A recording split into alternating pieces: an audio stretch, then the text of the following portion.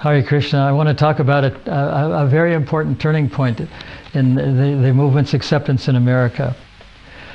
The deprogramming movement in the beginning was very against the Hare Krishna's movement. In fact, there were many cases that in which the Hare Krishnas were accused of brainwashing. Finally, the two people who were accused of doing something that was unconventional were vindicated by this judgment that I'm about to tell about. On the 17th of March 1977, Prabhupada was very ill. At that time, a judge named Judge Leahy made the following statement.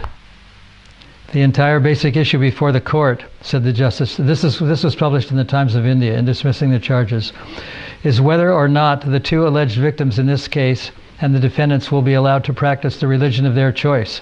And this must be answered with a resounding affirmative. Said Mr. Justice, the Hare Krishna movement is a bona fide religion with roots in India that go back thousands of years. It behooved Merrily Kreschauer and Edward Shapiro to follow the tenets of that faith, and their unalienable right to do so will not be trampled upon. The separation of church and state must be maintained. We are and must remain a nation of laws, not of men. The presentment and indictment by the grand jury was in direct and blatant violation of the defendant's constitutional rights. So this was published in the Times of India on the front page, and it was read to Srila Prabhupada the day after it appeared in the New York Times in a very prominent place. And Tamal Krishna Maharaj went on to say that you couldn't pay for an advertisement this good. And then Prabhupada said in response, so my mission is now successful. Prabhupada thought it would take dozens of years, but it only took about 10 or 12 years to happen.